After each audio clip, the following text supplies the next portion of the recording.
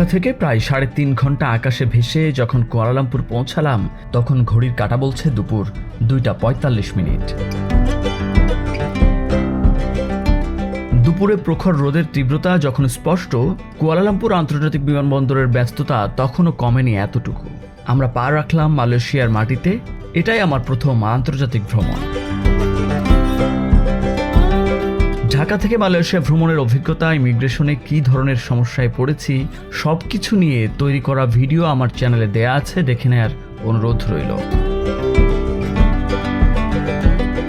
Immigration পেরিয়ে luggage সংগ্রহ করে একে একে রওনা হলাম গন্তব্যের দিকে। টার্মিনাল 1-এ 3 নম্বর গেটে আছি। এয়ারপোর্ট থেকে ইমিগ্রেশন শেষ করে বের হয়ে আমরা ট্যাক্সির জন্য অপেক্ষা করতেছি। সিতিওংসা মালয়েশিয়ার একটি অভিজাত এলাকা। সেখানে যেতে বাহন হিসেবে নিয়েছি একটি ট্যাক্সি।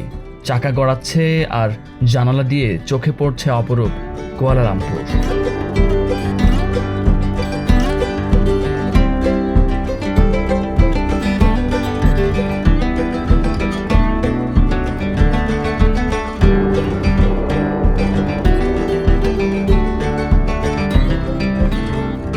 তিনজন যাচ্ছি। পিছনে আসছে মাহমুদুল, হ্যালো গাইস, এর পাশে আছে জায়েদ,